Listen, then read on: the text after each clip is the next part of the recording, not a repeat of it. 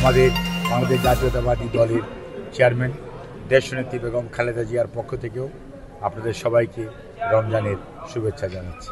চিকিৎসার যে দিকটা সেটা তো উনি মোটামুটি আলহামদুলিল্লাহ ভালোই করছেন। অন্যদিকে মানসিকভাবে উনি দীর্ঘদিন পরে প্রায় 6.5-7 বছর হয়ে গেছে, প্রায় 7 বছর পরে উনি ওনার ছেলে দলের ভারপ্রাপ্ত চেয়ারম্যান জনাব তারেক রহমান এবং ওনার সহধর্মিণী ডক্টর জুবাইদা রহমান এবং মরহুম আরাফাত রহমান কোকর সহধর্মিণী শামেলা রহমান,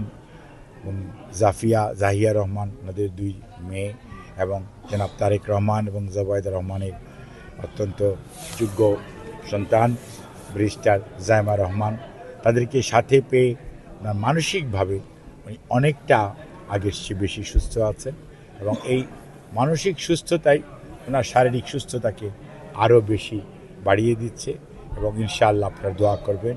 সর্বোপরি বিএনপির আমাদের ইউকের যে president M A Malek, general secretary জনাব এম কয়সর আহমেদ সহ এখানে বিএনপির অনেক নেতাকর্মীরা এবং জিয়া পরিষদ শুধু নয় সকল অঙ্গ সহযোগী সংগঠনসমূহের নেতাকর্মীরা, সর্বোপরি দেশের মানুষ এবং বিদেশের মানুষও ওনার জন্য যে দোয়া করছেন।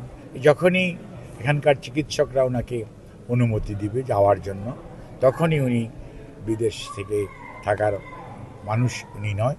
কারণ আগেও দেখেছেন সরকার বিদেশে পাঠাতে চেয়েছে, জোর করে উনি আসেন নাই। উনি বলেছেন বিদেশে আমার কোনো প্রভু নাই, হয়তো বন্ধু আছে, এবং উনি দেশের মানুষকে ভালোবাসেন এবং খুব শীঘ্রই চিকিৎসকরা যখনই বলবেন উনি দেশে ফেরত যাবেন ইনশাআল্লাহ।